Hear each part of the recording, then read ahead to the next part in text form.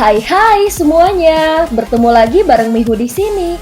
Oh iya, kali ini Mihu akan membawakan alur cerita Donghua yang berjudul Wudong Qiankun. Mihu mengingatkan sekali lagi ya bahwa konten ini full spoiler.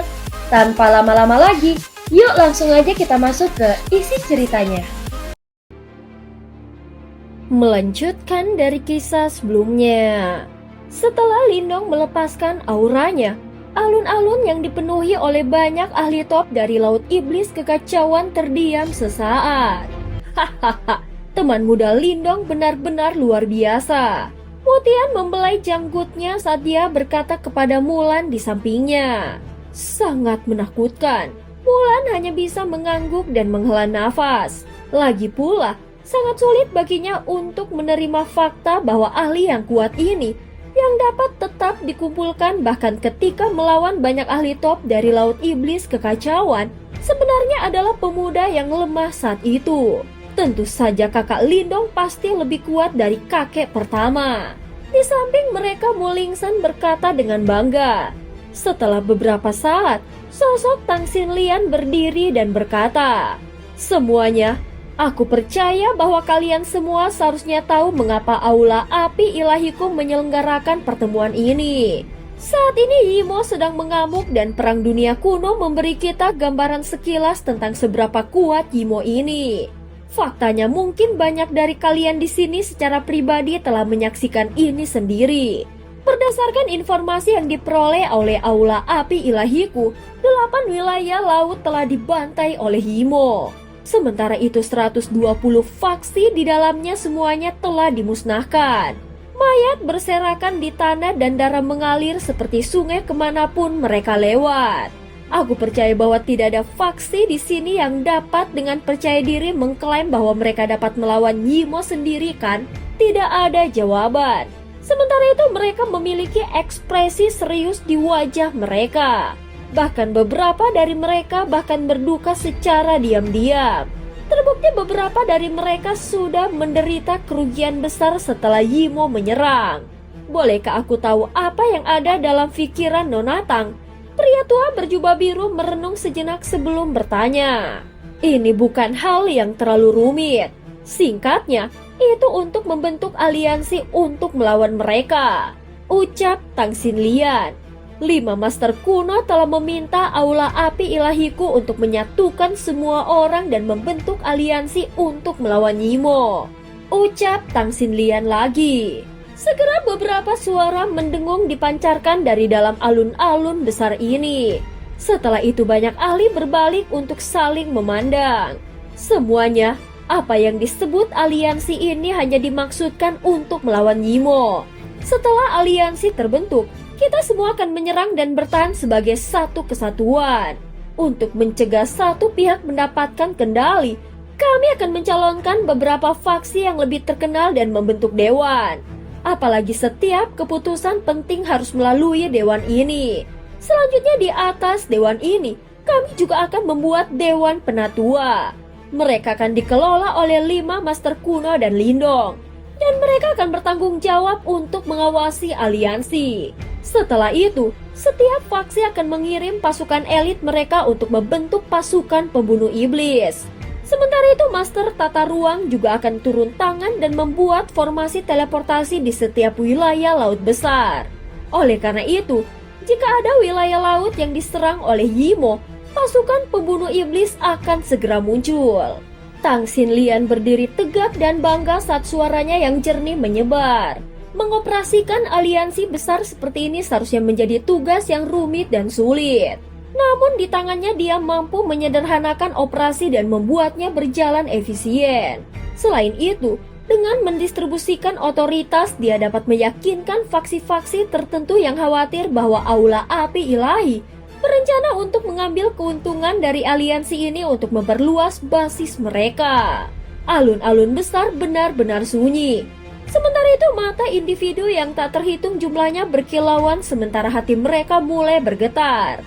Sepertinya aliansi seperti itu memang bisa diterapkan. Tidak ada yang keberatan dengan fakta bahwa 5 master kuno adalah anggota Dewan Penatua. Lagi pula, mengingat ketenaran dan reputasi mereka Mereka memang memenuhi syarat untuk pekerjaan ini. Namun kerumunan itu menatap Lindong dengan ekspresi aneh di wajah mereka. Ini karena bahkan seorang ahli top di Laut Iblis Kekacauan seperti Mutian tidak memenuhi syarat untuk memegang posisi seperti itu. Namun meskipun usianya masih muda, Lindong mampu melakukannya. Ini pasti membuat banyak dari mereka tercengang. Lindong juga diam-diam mengangguk setelah mendengar ini. Sementara itu kilatan kekaguman melintas di mata Master Api dan yang lainnya. Kemampuan kepemimpinan Tang Xinlian benar-benar menakutkan. Sepertinya dengan kemampuannya, setelah aliansi terbentuk, Laut Iblis Kekacauan akan mampu melepaskan kekuatan tempur yang menakutkan. Tuan-tuan, kami semua mendukung penuh pengaturan ini. Apakah kalian setuju? Master Api perlahan berkata. Namun suaranya yang rendah dan dalam menyebabkan seluruh tempat menjadi sunyi. Kami telah bertarung dengan penjara iblis di masa lalu. Mungkin kekacauan di Laut Iblis Kekacauan hanyalah gelombang pertama. Segera setelah itu, Yimo akan menyapu seluruh dunia. Pada saat itu perang dunia kedua akan benar-benar dimulai. Apakah ada telur yang muncul tanpa cedera setelah sarangnya pecah? Jika kita tidak membentuk aliansi sekarang, makhluk hidup yang tak terhitung jumlahnya di dunia ini akan dihancurkan. Hati para ahli yang tak terhitung jumlahnya berdebar saat mendengar suara rendah dan dalam dari Master Api. Jika perang dunia akan pecah, kemungkinan tidak akan ada dari mereka yang bisa lolos tanpa cedera. Selain itu, untuk meningkatkan kekuatan bertarung kita akan membuka benteng leluhur yang ditinggalkan oleh master kita saat itu. Pada saat itu kami akan mengizinkan mereka yang telah mencapai tahap samsara untuk memasukinya. Jika kalian beruntung, itu mungkin membantu kalian untuk maju ke tahap reinkarnasi. Kata-kata terakhir Master Api segera menyebabkan seluruh tempat menjadi gempar. Faktanya, ahli panggung samsara yang tak terhitung jumlahnya segera berdiri. Sebelum mereka menatap Master Api dengan mata yang panas. Suasana di alun-alun telah mencapai puncaknya. Lagi pula, tawaran itu terlalu menggiurkan. Master Api benar. Istana Surga Laut 10.000-ku bersedia bergabung dengan aliansi. Ketika dia melihat bahwa waktunya sudah matang, lelaki tua berjubah biru itu memimpin dan berdiri. Kemudian dia menangkupkan kedua tangannya dan berkata dengan hormat, "Klan Paus Sage Abadiku juga bersedia bergabung dengan aliansi dan melawan Yimo bersama." Mutian juga berdiri dan berkata, "Tebing Laut Surgaku juga bersedia bergabung dengan aliansi." Pakar top lainnya dari Laut Iblis Kekacauan berdiri dan berkata, "Pavilion Pedang Laut bersedia. Kami juga bersedia bergabung dengan aliansi." Di dalam alun-alun besar ini, banyak sosok tiba-tiba berdiri sebelum teriakan rendah terdengar dalam gelombang.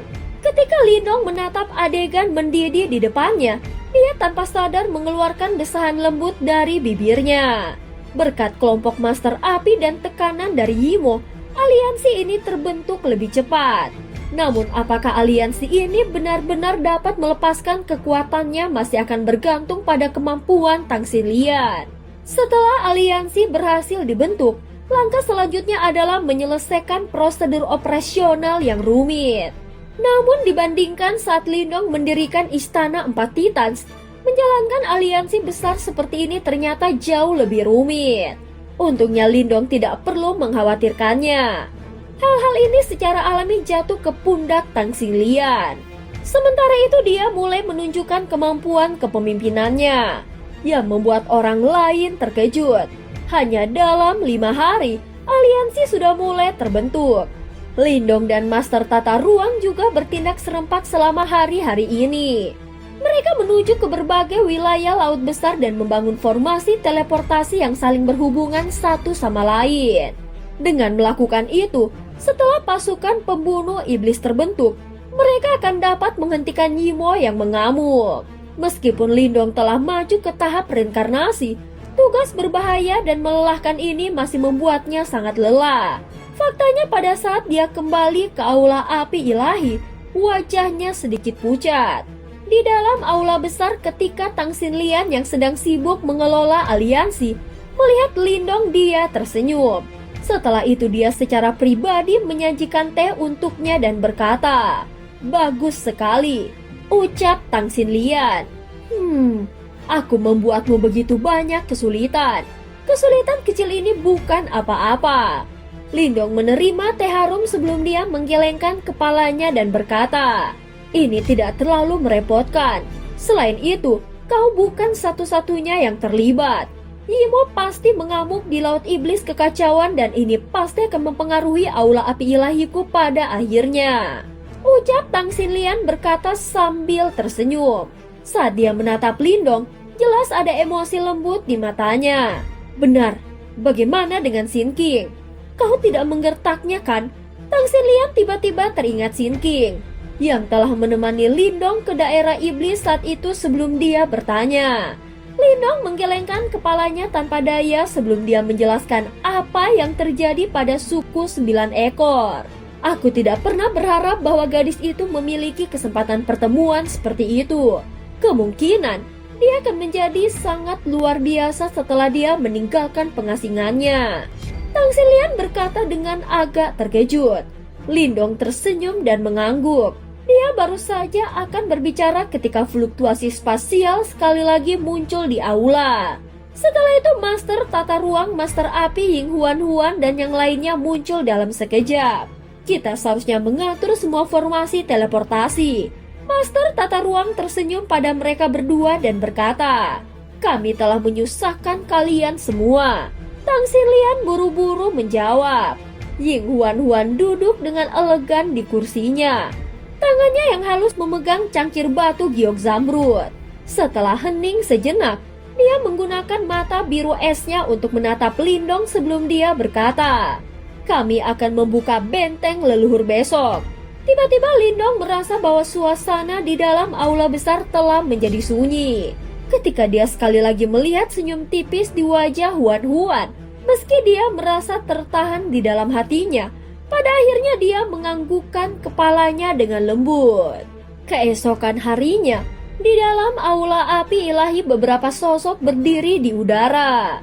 Sementara itu semua orang memiliki ekspresi gembira di mata mereka yang tidak bisa disembunyikan.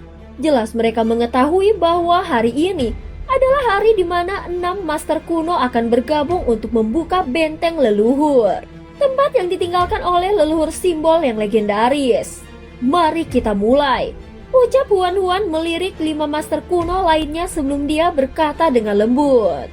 Master kegelapan dan 4 orang lainnya saling bertukar pandang setelah mendengar ini. Yan, Huan memberi isyarat dengan tangannya sebelum cahaya hangat keluar dari dalam tubuh Lindong. Akhirnya itu berubah menjadi batu leluhur dan melayang di udara. Setelah itu, tubuh Yan juga muncul di luar batu leluhur. "Apakah kau benar-benar ingin membuka benteng leluhur?" tanya Yan melirik Huan. "Pada saat seperti ini, apakah kau masih berpikir bahwa aku bercanda?" Huan bertanya dengan lemah. Yan tertawa pahit sebelum dia mengangguk tak berdaya. Kemudian tubuhnya bergerak sebelum dia menggali ke dalam batu leluhur. Setelah itu batu leluhur mendarat di telapak tangan Huan. Ketika Lindong melihat senyumannya, dia tidak merasakan kegembiraan sedikit pun. Sebaliknya dia merasa bahwa sensasi gelisah di dalam hatinya telah meningkat. Ketika dia menyadari hal ini, dia segera bergegas ke depan sebelum dia muncul di samping Huan. Meraih pergelangan tangannya, dia bertanya, Huan, bisakah kita berhenti sekarang? Aku bisa berlatih sendiri." Huan menurunkan matanya yang cantik dan menjawab, "Benteng leluhur adalah harta yang ditinggalkan oleh guru untuk membantu kita melawan Yimo. Itu mampu meningkatkan kekuatan tempur pasukan kita. Oleh karena itu, aku tidak membuka benteng leluhur hanya untukmu. Ini juga demi memenangkan Perang Dunia Kedua," ucap Huan. Lindong menggertakkan giginya dengan lembut. "Jangan khawatir, aku akan baik-baik saja." Huan tersenyum. Kemudian dia mengulurkan tangannya yang halus sebelum dia dengan lembut memeluk Lindong. Setelah itu, dia mengayunkan lengannya yang seperti batu giok sebelum batu leluhur di tangannya melesat ke depan. "Mari kita mulai." Cahaya terang dan intens tiba-tiba meletus dari dalam batu leluhur. Setelah itu, sinar cahaya itu terjalin di langit sebelum mereka tampaknya membentuk formasi besar. Sekarang giliranmu. Suara yang terpancar dari dalam batu leluhur. Api. Master Api adalah yang pertama bertindak. Dengan ekspresi muram di wajahnya, dia menginjak lembut dengan kakinya. Segera api mengerikan menyapu keluar dari dalam tubuhnya. Selain itu, api ini semuanya terbuat dari yuan power yang sangat panas. Faktanya mereka dipenuhi dengan kekuatan simbol leluhur yang berkobar. Master Api mengayunkan lengan bajunya.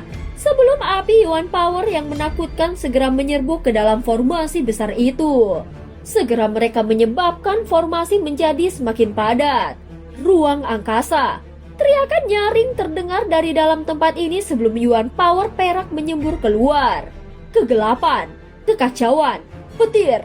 Tiga energi lain yang sama menakutkannya melesat ke depan. Akhirnya mereka terjalin satu sama lain.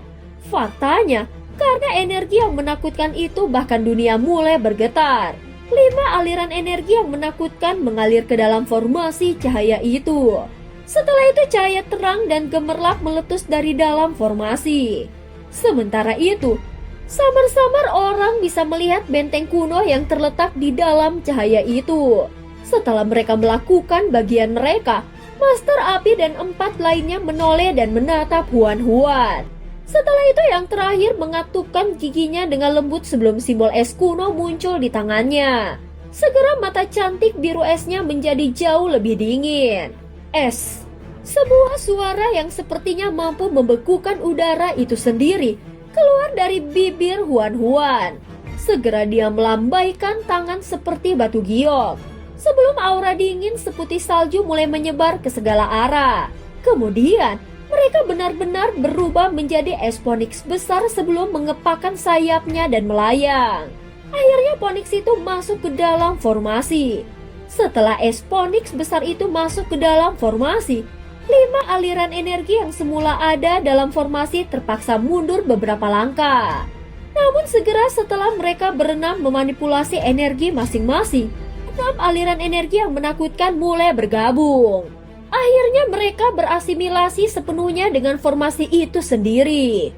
Tepat setelah 6 aliran energi bergabung, formasi besar itu mulai bergetar hebat. Setelah itu cahaya terang meletus sebelum benteng kuno yang buram itu mulai terlihat semakin jelas. Huan-Huan dan 5 lainnya terus menyalurkan energi menakutkan mereka.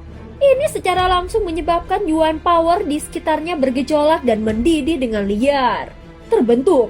Tiba-tiba mata dari kelompok Huan-Huan mengeras. Setelah itu, mereka semua membentuk segel misterius dengan tangan mereka. Sebelum riak aneh mulai menyebar. Setelah riak itu ditransmisikan ke dalam formasi yang besar, formasi mulai bergetar hebat. Setelah cahaya berangsur-angsur menyebar, kabut putih mulai naik. Setelah itu benteng kuno yang besar benar-benar muncul di atas formasi entah dari mana. Benteng kuno tampak relatif tua dan tidak terlihat seperti tempat yang mewah. Lingkungan benteng juga ditutupi dengan simbol misterius yang tidak jelas. Sementara itu fluktuasi misterius dan tidak jelas yang tidak dapat dijelaskan dengan kata-kata menyebar. Samar-samar sepertinya musik dewa juga dimainkan. Apakah ini benteng leluhur? Orang yang tak terhitung jumlahnya menatap benteng kuno ini yang muncul di dalam formasi dengan panas liar di mata mereka. Apakah ini benda yang ditinggalkan oleh leluhur simbol legendaris itu? Saat ini ada penghalang cahaya di luar benteng membentuk penghalang alami yang mencegah siapapun untuk masuk. Jelas tidak semua orang bisa memasuki tempat seperti ini. Benteng leluhur, Lindong mengangkat kepalanya untuk menatap benteng kuno itu. Segera setelah itu dia berbalik untuk melihat Huan-Huan yang berdiri di depannya. Setelah itu dia dengan cepat melangkah maju dan bertanya dengan prihatin. Huan-Huan, apakah kau baik-baik saja? Saat ini Huan-Huan memiliki ekspresi sedikit pucat di wajahnya yang cantik. Dia menghadapi Lindong sebelum dia tersenyum dan menggelengkan kepalanya. Setelah itu, dia diam-diam menyimpan tangan kecilnya yang halus di dalam lengan bajunya sebelum dia berkata, "Ayo masuk bersama." Setelah dia mengucapkan kata-kata itu, dia langsung menuju ke benteng leluhur. Ketika Lindong melihat ini, dia ragu-ragu sejenak sebelum dia dengan cepat mengikuti di belakang. Ketika Huan mendekati benteng, simbol es di tangannya berkedip 2 kali. Segera penghalang cahaya di luar formasi perlahan terkoyak. Setelah itu, tubuh Huan bergerak sebelum dia berlari ke dalam. Lindong dengan cepat mengikutinya. Kakinya baru saja mendarat di benteng leluhur ketika dia menyadari bahwa tubuhnya menjadi jauh lebih berat. Dia mengangkat kepalanya karena terkejut, hanya untuk menyadari bahwa ada tetesan air hujan kecil yang tak terhitung jumlahnya yang jatuh di dalam benteng leluhur. Terlebih lagi sepertinya tetesan hujan ini bisa mengapung karena tidak mendarat di tanah. Ketika Lindong mengulurkan tangannya untuk menyentuh salah satu dari mereka, hatinya tiba-tiba bergetar. Ini karena dia menyadari bahwa ada fluktuasi reinkarnasi yang tersembunyi di dalam tetesan hujan ini. Sungguh ciptaan yang menakutkan. Lindong benar-benar bingung. Tidak heran benteng leluhur bisa sangat meningkatkan kemungkinan seseorang bisa membuat terobosan sukses ke tahap reinkarnasi. Ternyata memang ada misteri seperti itu di sini. Ini hanya bagian luar benteng leluhur. Huan berkata dengan lembut. Namun langkah kakinya tidak berhenti saat dia langsung menuju bagian terdalam dari benteng leluhur. Lindong dengan cepat mengikuti di belakangnya. Keduanya melintasi banyak halaman sebelum akhirnya tiba di bagian terdalam benteng leluhur. Saat ini alun-alun dipenuhi pepohonan hijau yang rimbun. Terlebih lagi, pohon-pohon ini semuanya memancarkan riak reinkarnasi yang kuat. Hal ini menyebabkan Lindong menjadi bingung. Ini memang item yang ditinggalkan oleh leluhur simbol. Lindong mengamati tempat itu, akhirnya dia memusatkan perhatiannya di tengah alun-alun batu. Di tempat itu, dia melihat patung batu. Sementara itu patung batu itu sedang memegang tongkat kayu. Namun untuk beberapa alasan yang tidak diketahui, Lindong tidak dapat melihat wajahnya. Faktanya dia merasa seperti ada cahaya misterius yang tak tertandingi melonjak di bawah itu yang mencegah siapapun untuk menyelidiki. Sementara Lindong menatap patung batu misterius itu, dia tiba-tiba menyadari bahwa 3 simbol leluhur di dalam tubuhnya mengeluarkan suara mendengung. Sebenarnya itu adalah suara yang penuh hormat. Ini menyebabkan kejutan di dalam hatinya semakin kuat. Selain leluhur simbol, siapa lagi di dunia ini yang bisa membuat simbol leluhur mengungkapkan emosi seperti itu? Apakah itu leluhur simbol? Lindong bertanya dengan hati-hati. Huan mengangguk dengan lembut. Setelah itu dia berjalan ke depan patung batu sebelum dia berlutut dengan lembut. Segera setelah melihat ini, Lindong juga berlutut di sampingnya. Mengabaikan kekuatan leluhur simbol, hanya keinginan yang terakhir untuk melindungi dunia ini sudah cukup untuk membuat Lindong berlutut dan menghormatinya dengan tulus. Guru, Huan memandangi patung batu itu sebelum kesedihan dan kerinduan muncul di matanya. Beberapa saat kemudian, dia akhirnya bersujud 3 kali di depan patung batu itu sebelum akhirnya berdiri. Ada tempat latihan yang dibuat oleh guru di dalam patung baru ini. Aku akan mengirimmu ke dalamnya. Selain itu, kecuali kau berhasil membuat istana ilahi, kau tidak akan bisa melarikan diri, ucap Huan. Apa? Lindong tercengang. Dia tertawa pahit. Bukankah ini sedikit terlalu kejam? Kenapa kau meragukan dirimu sendiri? Ucap Huan sambil menatap Lindong. Lindong menarik nafas dalam-dalam dan mengangguk dengan pelan. Kemudian dia mengulurkan tangannya sebelum menarik Huan ke pelukannya. Akhirnya dia berkata dengan lembut, "Kau bisa yakin, seperti yang aku katakan, aku pasti akan melampaui dia." Huan dengan lembut menyandarkan kepalanya di bahunya sebelum dia berkata, "Tempat latihan di dalam patung batu memiliki resiko lengkung waktu 1:10. Sebelumnya kekuatanmu telah melonjak terlalu cepat. Kau dapat mengambil kesempatan ini untuk menstabilkan kekuatanmu." Lindong mengangguk. Simbol leluhur benar-benar luar biasa. Faktanya, dia bahkan mampu melakukan sesuatu yang tidak dapat dipercaya seperti mendistorsi aliran waktu. Masuk. Huan dengan lembut mengayunkan tangannya. sebelum patung batu itu mulai menggeliat. Setelah itu lingkaran cahaya muncul. Sementara itu, sepertinya ada kekosongan tak berujung di dalam lingkaran cahaya itu. Ketika Lindong melihat ini, dia mengangguk dengan sungguh-sungguh. Tanpa basa-basi lagi, dia berjalan ke depan. Setelah itu dia memasuki lingkaran cahaya di depan mata Huan-Huan. Lingkaran cahaya itu bergetar sebelum menghilang secara diam-diam.